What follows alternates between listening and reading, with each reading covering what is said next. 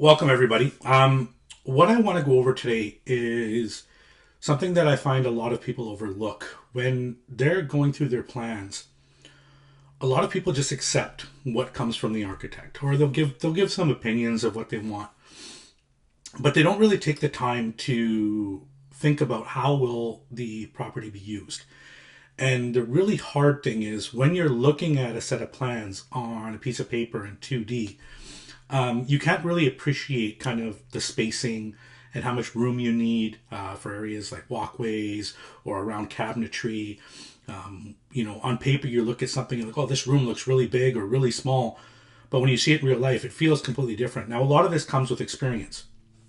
One cool thing that's becoming more popular is there's actually places that you can go to that they basically have a large warehouse and they project your floor, 1,500 square feet per floor live.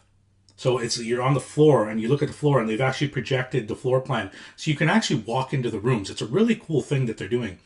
And they even have the ability they have furniture pieces so they can put a couch in the room so you can get a feel. What does it feel like with a couch and the table or the dining room or the bedroom? And that's really a great way for people that have never done this to get an appreciation of how a layout should be. But if you want to get in this business and you want to start building, you can't do that for every single property. So you need to start thinking, how do I look at a set of plans and just from the 2D drawing, make really qualified decisions about what should I do with this property.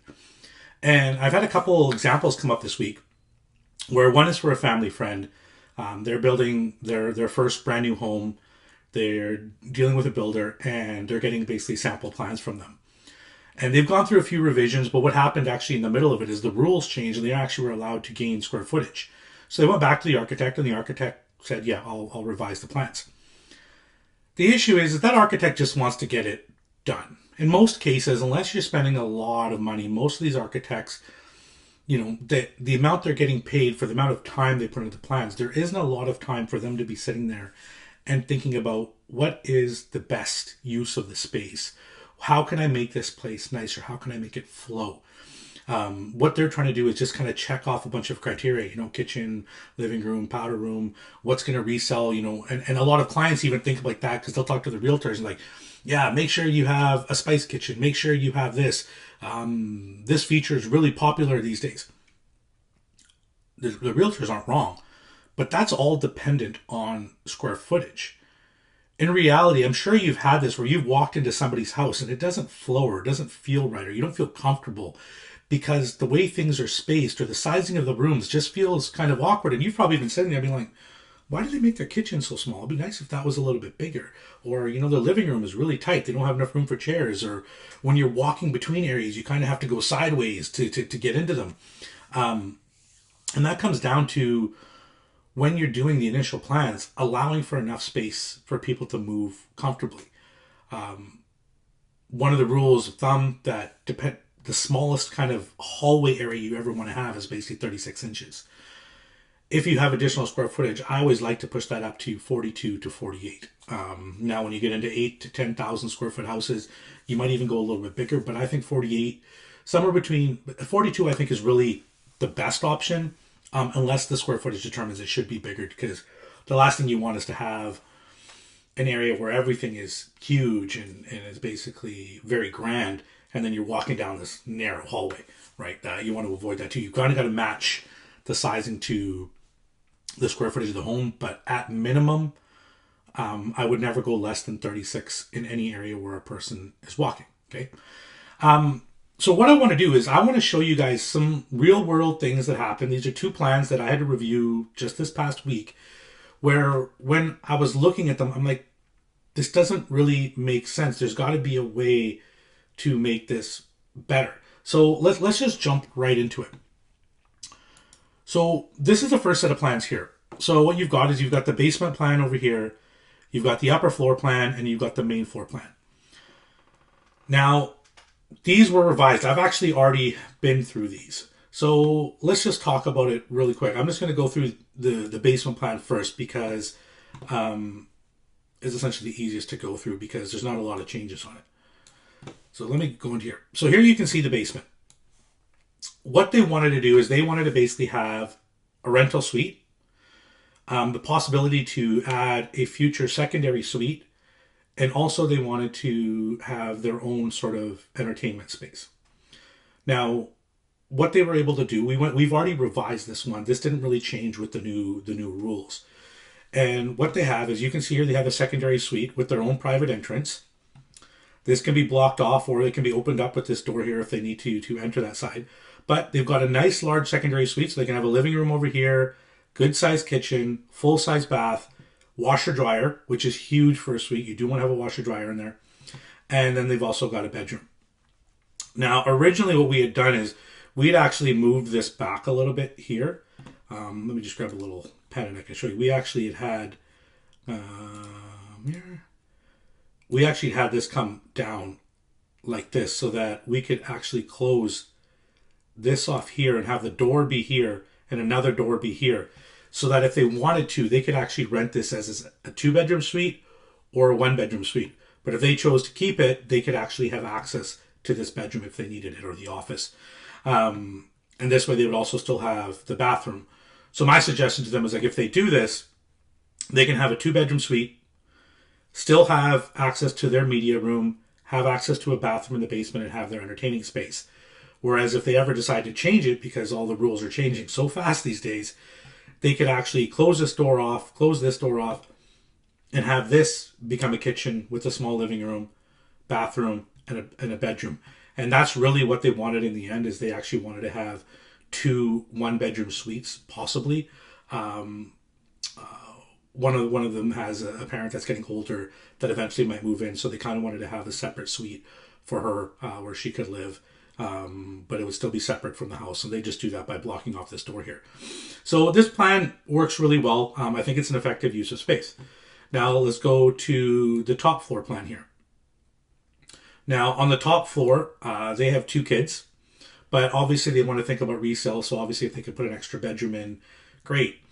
What had happened originally is they had the 3 bedrooms, but the bathrooms, they tried to shove 3 bathrooms in, and it really didn't make the plan work. You can see these bedrooms here. This is a 10 foot by 12 foot. That's a great size room. I feel like 10 foot by 10 foot is about as small as you want to go, and that is a pretty small bedroom. But here they've got a 10 by 11 and a half and an 11 by 11 and a half. So 3 really well-sized rooms.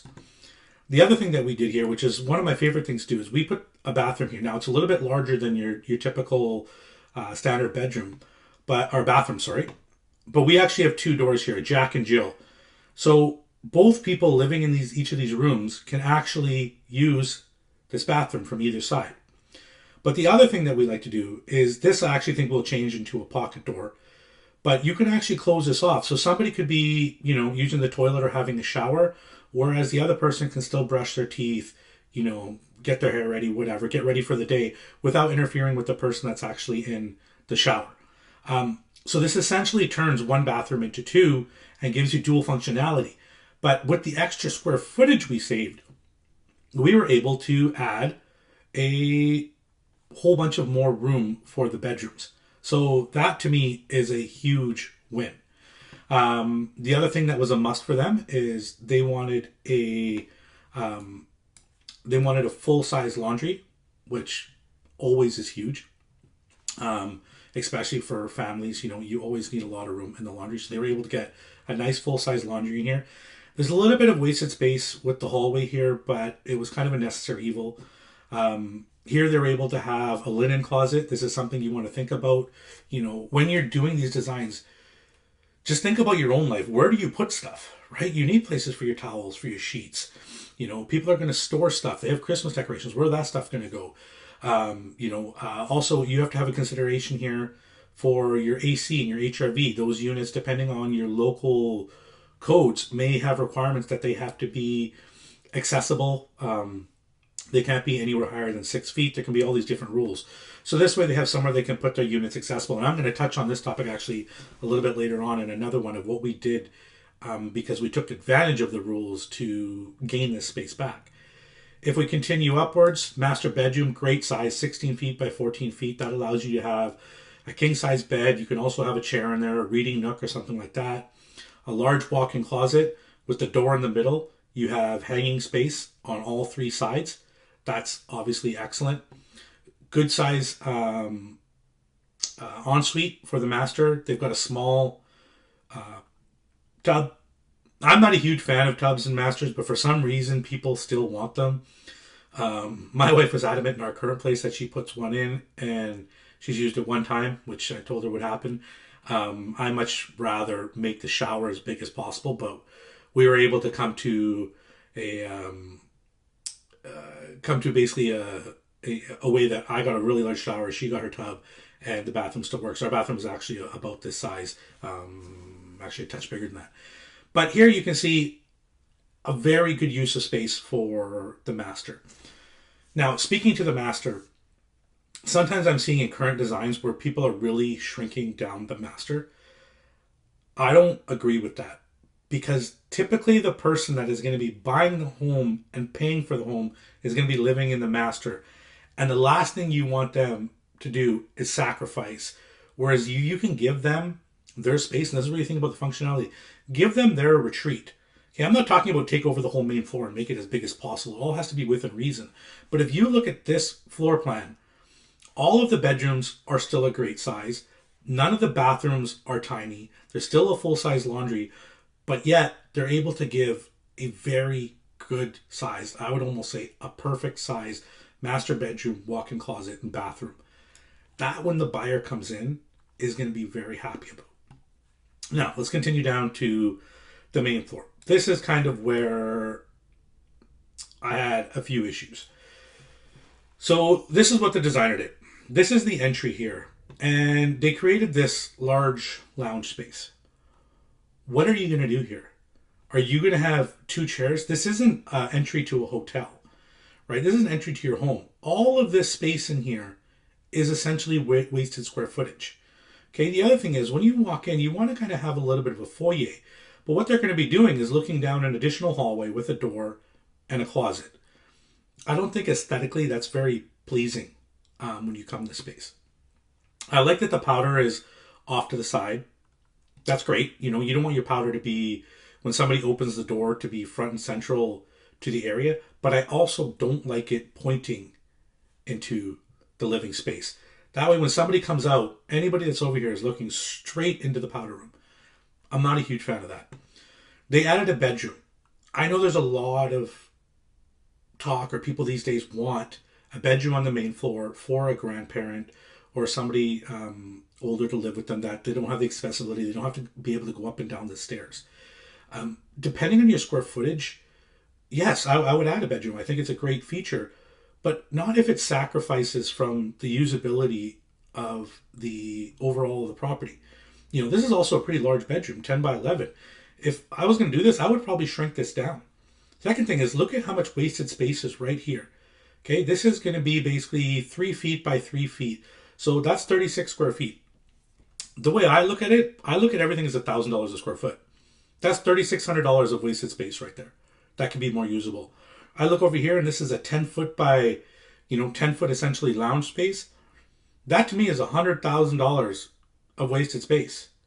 Like, there's no functionality in there. Here we go into the fry kitchen. Yes, a lot of people like a spice kitchen, like a fry kitchen, but it's really large. Usually in a fry kitchen, all you need is a sink and a stove. Sometimes people want to put a fridge, and it doesn't even have to be a full-size fridge. You can do a 24-inch fridge. It's just for them to store their day-to-day stuff. You still have a very large fridge on the outside, so you're not going to be short on space. But if you look at all this, again, this is essentially 5 feet by 5 feet of wasted space to me. Now, as we go up further, look at the kitchen. The kitchen is humongous. Could you imagine if you're preparing a meal and you have a stove here and you've got to walk all the way over to the fridge, and then you got to go over here, you want to go wash your hands? Like, that's a pretty big distance functionality wise. If you had a bigger home, yeah, it would make sense. But, this is always the triangle, the rule that you want to think of is, how can I make these three things function as best as possible? And I just think what the designer was doing here was just getting the plans done. Now, the great room, this is a great size, 13 by 15. That is actually a really nice sized living room. It's nice enough where you can have a sofa and some chairs on the side. They've got a large opening folding door here, so that can be opened up so you can kind of take down your plan. Maybe shift the great room a little bit to this side, kind of have a little bit of an open space here. Like I said, those 3 feet, so it's easy for people to walk out, right? But in reality, based on what the basement floor and the upper floor, how effective they are in using the space, I really think this was a letdown.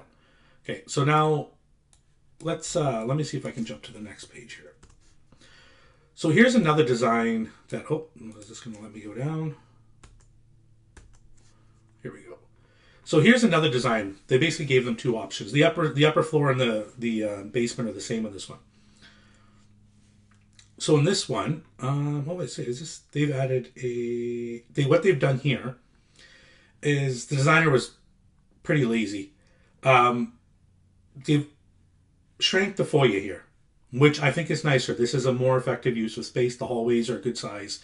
You don't have a bunch of dead space. You could have a little bit of a table in here and maybe a coat rack or some kind of art or something like this. This you could use as space. It's not horrible in my eyes.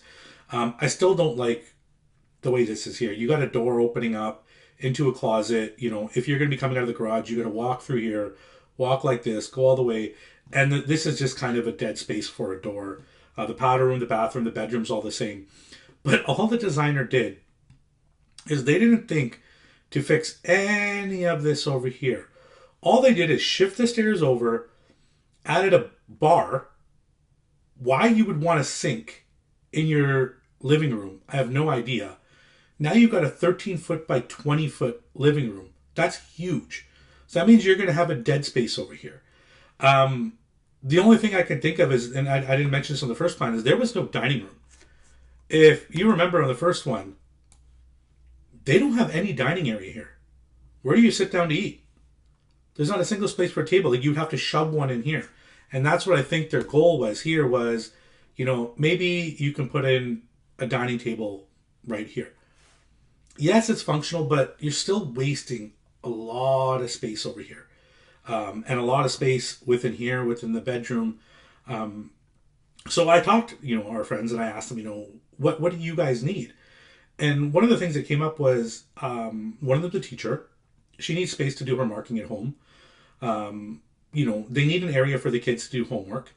Obviously, the kids can do their homework up in the bedroom, but it's nice if you can actually, if you are afforded the space and the square footage, to give a space that's dedicated to, you doing your office work, your kids doing their homework. You can have the printer there, you can have the computers there, and just give sort of a really functional space for the family to do that. Arts and crafts and things like that. They're not doing it on the kitchen island, making a mess. It's just a space where you can also kind of close it off, and it doesn't won't affect. We all got those rooms that when guests come over, we run over and we shut the door, right?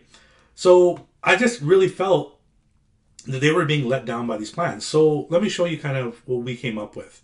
And, please guys, in the comments or whatever, let me know. Do you think this was the smart idea?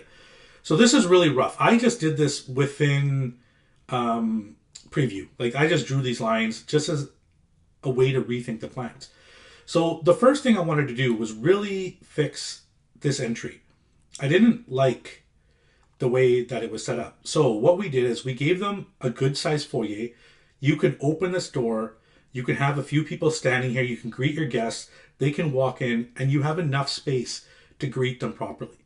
The second thing is here, we have a closet here. When they walk in, you can open up this closet, hang up their coats. It's accessible. It's not off-putting when you come in that there's like this little weird hallway over here. And it's all set up. You can still have a little table over here if you wanted for keys, or if you wanted to do some art. So when you walk in, it really gives your foyer some, impact. You could even have a little bit of a bench here for when people put on their shoes. It makes their lives easier. There's just enough space to function. The second thing I like is when you have a family and the kids are coming in, if you remember with the other one, all the kids' shoes were going to end up right here. Because the kids are going to come out of the garage and they're going to be chucking everything here. Also, I don't know about you guys, but this is not enough room to hold all my family's jackets and shoes and etc. Then have a guest come over and have room to hang up their stuff or put their shoes. So what we did is we snuck in a mudroom. Now they're going to be able to utilize all this space here where they can have maybe a bench for the kids to put their shoes on. They can store their son plays football, the football gear. They can have an area for shoes, jackets, everything. And it's hidden. It doesn't really bother the main space. The nice thing is here, when they walk down the hallway, they can go out this door, and they're in the garage. Even if anything, they can have a little bit of room here for storage if they so choose. Now, when you walk down the hallway, there'll be an extra door here which you can close off, or if you wanted to, you could do it as a French door or a glass door to kind of let some light in over here. But this is going to be a small office space. You can kind of put in an L-shaped desk, enough room for the kids to have spaces to work, for you to have an area to do your office work. If they want more room in the office, they can actually just shove this wall over, make the mudroom smaller, give more room for the office. And if you wanted to do that, somebody could still functionally use this as a bedroom on a main floor. Now you'd have to do something with the powder here to put in basically for a bathroom. Or if you really needed to, you could eventually convert this mudroom into a bathroom to give this bedroom basically an ensuite and just kind of close this off. There's a few options there.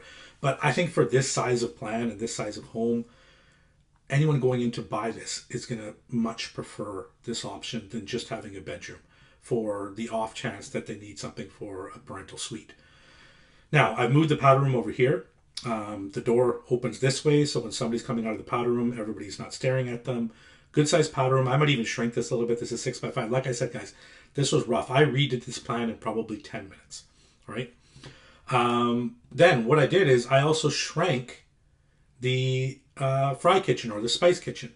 So now you still have your stove, you still have your sink, and here they'll be able to put in basically a 24-inch fridge. We probably could still rework this and massage this a little bit to get in a full-size fridge if they chose, if they wanted a 32-inch fridge. We probably could still make it happen, maybe even going with the smaller stove. You don't necessarily need a full 30-inch here because you're, in the fry kitchen, you're only usually cooking one or two things. And you always still have your additional stove if you need it. I didn't really play with the kitchen too much. I just kind of changed the sizing of it. This would all need to be reworked, but the goal here was just to give them some options to go back to the designer about how can we make this space more usable. So now what I did is I actually shifted the island sideways so they can actually extend this island out and make this larger if they choose. Dishwasher, sink, stove, wall oven. I might move the wall oven over here with the fridge and kind of have them side by side. Bring this stove over, bring the sink over. This is a lot more convenient. Also, they can have some bar chairs here if they choose. We added in space for the dining room. So I think when I worked it out, this is basically a 10-foot by 12-foot dining room. The way I always think about dining spaces is your typical dining table is 3 feet by 6 feet. You want to give people at minimum 24 inches to slide their chair out and basically be able to move. So in that case, what I would be doing is 6 feet plus 2 plus 2 basically means you want to have at least 10 feet of width for your dining room. Sorry, length. And then you've got 3 feet, 2 feet, 2 feet. So basically you're either 5, 7 feet. So the smallest dining room I personally ever would do would be 10 by 7. I don't worry too much about the ends, but I think something like 10 by 9 or 11 by 9 is perfect. Gives people enough room to walk around the backside and get around, get out of their chairs, and everybody isn't squished. But these are all considerations you have to make depending on the square footage that you have. Now, the one thing I didn't really get into is the great room here. It is, in my mind, still really large at 13 by 20.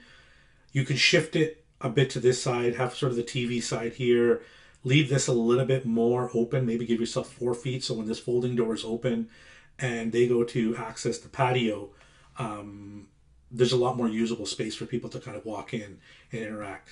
The other thing I like here is if somebody's in the kitchen, they can still interact with people in the great room. There's people that could sit at the dining area. There's people that could be out in the patio. You've kind of built in 4 to 5 spaces or talking spaces for people when you're entertaining. Also, when the kids are over, you can have one kid doing their homework if they want in the dining room. One could be in the office, basically, doing art projects or whatever. You can separate the family and give everybody the feeling that they have their own space when they need it. And then you still have this large great room where if you want to have some family time, watch some TV, watch some movies, whatever it is, play some games, you still got a comfortable space for everybody to be entertained. So this is just kind of the way I like to think about plans, is make the space the most effective.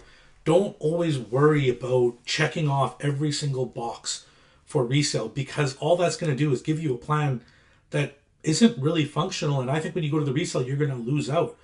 This home, I think, is, if with this design, obviously with some tweaks, there still has to be some reworking and massaging here, would be really effective, really comfortable. And I think anybody that walked in this space would actually feel that this is a really functional space. Let's go to the next one. So this one is a plan that's basically, oh, sorry, here, a second. So this one here is going to be a little bit more detailed. This is a set of plans that has already gone through the city. That's why it has all the markings here. So these are all the wall types, exterior types, showing basically all the clearances, all the measurements. Here's your air handling unit. Here's your HRV. This is a duplex. So this is the demising wall here. Once again, over here, washer dryer, HRV, air handling unit. So when we were going through this plan, and this is what I was talking about earlier about, you need to have these spaces for the air handling unit, HRV. The first thing I found out is, do we have to have these here? Because in certain areas, the code says, yes, you do. You do have to have them basically within a very accessible space. But where this is being built, we actually are able to put the HRV, we're going to move it up to the attic. And it's because this attic is accessible and it's conditioned, we can actually put the air handler or the HRV unit there. Well, the great thing about that is that just bought me back that space right there and bought me back that space right here. Now, the other thing is we have the air handling unit. This is for the air conditioning system. Where this is being built, these homes actually have a crawl space. So I inquired, can we put it in the crawl space? Yes, we can. That's huge. Number one, it's not only easier to access the air handler in the crawl space as far as where the piping can run. Because with the air handler unit being here, we would have to have so many drops on the main floor to get the air around that by putting it in the crawl space, it opens all that up. It frees us.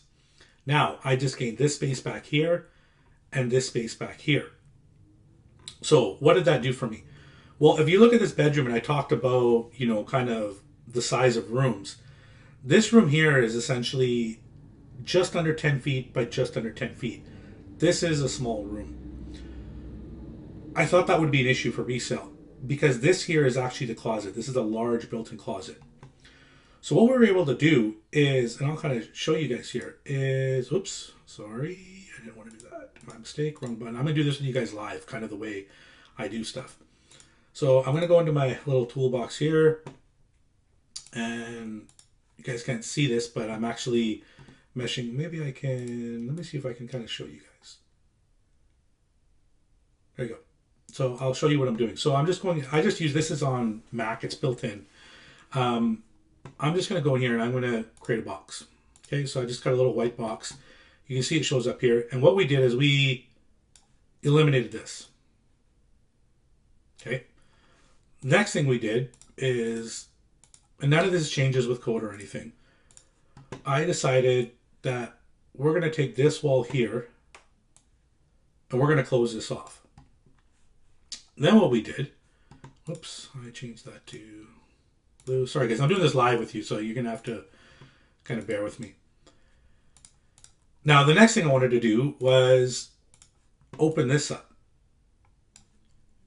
Now, the reason that I did this here, and we can block off that HRV and that's all gone, is now if you look at this space, we have essentially taken this 2 feet back over here. So 2 feet by 10 feet, that's 20 square feet. That's $20,000 to me of usable space. And this room now is basically 12 feet by 10. That's a much more functional space for a bedroom. Now, by taking this space back here, we're able to move the closet over. That's great. Now they've still got a great closet, a usable closet, and the bedroom is bigger. Win, win, win in my book. Another space that I didn't really like is, if we look over here, the ensuite has a pocket door. The downside of pocket doors is they let a lot of sound through, and I just, this is in a bit of a higher end area, and I don't feel like pocket doors reflect that. I use them in my house, of course, but sometimes you need to. They're a necessary evil. But when I was looking at this, I was like, this just doesn't work. Now, let's remember, we've gained back the space for the air handler and the HRV. So I'm going to do the same thing, and I'm going to create another little box, and I'm going to go over and take back all the space I just gained. Okay. Now I'm going to even add another little box because I got rid of that HRV. Now I know this is what I'm working with. So looking at this, look at how much we've gained in the master bedroom. Because if you guys can see here, the way this worked before is there was actually two separate closets. There's basically a his and a hers. All right. And that walked into the bathroom. I am never a fan of this. This isn't a walk-in closet, even though it says WIC. You're not really going to walk into this. I guess technically this one you could walk in a little bit. But often people really want a walk-in closet, and it's a lot more functional use of space. This, we've kind of had to give up this square footage here for a walkway. So that's wasted to me. Every hallway is a waste of square footage to me. So if I go back and take this space back, I want you guys also to look where this door is too. What I can do now is, let me get this kind of a little bit more in the center of the screen. Sorry guys. Oops. My laptop is wigging out. All right, here we go. So we've got this space back. Now I'm going to keep the door here, but what I'm actually going to do is I'm going to line it up with this wall. So I'm going to have the door here. So if I go in and create a door, oops, I didn't want to do that. Sorry guys, like I said, I'm doing this all live just so you guys can see how long this takes me. So I'm going to create a line. Get a good old blue line. So now I know my door is going to basically be in line with this. So my door is going to end up essentially right about there. Okay. Sorry guys, I don't know why my computer is acting up, but my door is going to end up right about there. Now I'm going to add another line. And what I'm going to do is I'm going to show that I've closed this off now. Okay. This would all go back to the architect to get drawn properly. But now I've kind of gained, so now I've gained this space. So this door is going to open here, and I've got this space behind here. This to me is a great place to put either a dresser or possibly a makeup desk. And when we stage this property, that's what we'll do. Now, we've gained all of this space over here, but we still have this stupid pocket door. So what I'm going to do is I'm going to actually shift the door and make it be a swing-in door, which is much nicer, which seals better. And if I add another little area here, like so. Oh, sorry. So now I'll just kind of make this white so you guys can kind of see the area is cleared. All right. So now we have a swing door entrance into the bathroom, and we're going to put this as tight to this wall as possible. What that'll allow us to do, if I add in another line here, is now I can actually take this closet, I can go to where this door ends, and now I have a nice, much larger actual walk-in closet, which is huge. Oops, sorry, I didn't want to do that. I want to add another line. So that's essentially my walk-in closet now. I've gained all this space. So if we kind of look at it this way, that's become my walk-in closet. So now instead of all that dead space, I've got a way, I'll put a door here to go in the walk-in closet. I've got an area to put a dresser, which saves me space inside the walk-in closet. I can have shelving basically on both sides, over here and here, which will give the walk-in closet like a nice feel. I get rid of my pocket door. It makes walking to the suite a little bit nicer, the ensuite, sorry. I've got a washer dryer here. We can put some shelving, some storage now, because we got rid of the air handler. We got rid of the HRV. So hopefully this guy kind of gives you guys a little bit of an idea of, not just trusting the plans, as they come. So I just kind of, because these are two things that I recently came up, I really wanted to share it with you guys, kind of where my mindset goes when I'm looking at plans and trying to find a way to make them more usable, more functional. Just remember, with any professional you deal with, I don't want to say any, but you have to give some understanding to the amount you're paying, to the amount of thought they're going to put in. Okay, if you hire a high-end architect or somebody that you're paying $30 to $40 to $50,000 to, they have a lot more time that they can put into your plans to make the floor plan as best as possible, to think about these things, to go through it. If you're paying $3,000 to $4,000 for someone that's basically just a plan drawer, they don't have a lot of money in there to spend time to make these plans as good as possible for your property. They're going to take some kind of template or some kind of plan they've used, rework it to save them a bunch of time, because that's how they get their costs down. You know, sometimes people wonder, why are architects so expensive? Because sitting around and trying to figure out these plans and working them within the dimensions of the lot that you have takes a lot of time. You know, you may come back and only one wall is shifted, and you're like, well, what's the big deal? Like, if we kind of go back to this example, whereas if this architect had more time, would have figured out, okay, I can get rid of the HRV, I can get rid of the air handler unit, I can put a closet here, and I can make this bedroom bigger. That, to me, right there is a $20,000 decision. Yes, when you go to sell the home, the square footage is going to be the same. You're not really going to gain $20,000. But in my mind, that's just the way I like to think about it. If I'm going to use a square footage for something, a square foot, am I willing to pay $1,000 for that square foot, or can I make that more useful? In my mind, this whole plan here, this actual one, I would make a lot of changes to it, but these are permitted, these are under construction, so we kind of have to live with what was done. But as I mentioned in the previous one, where we're in a position to essentially make these changes prior to it going to the city, you know, I think if you were to compare, if these houses were side by side, and the old plan to this new plan, and two people walked into those homes, I think this house would sell for probably $20,000 to $30,000 more, because it's a more effective use of space, and I think people would enjoy this floor plan more than the other floor plan. So I won't keep babbling. Please, guys, give me comments. Let me know if you like this. Give me some feedback. But what I'm really trying to do, and where I'm trying to steer things, is giving you guys real world experience of what's going on.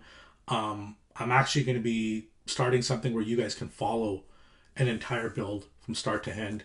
My build program is coming. And yeah, so please give me your comments. Thanks for joining, and we'll see you guys on the next one.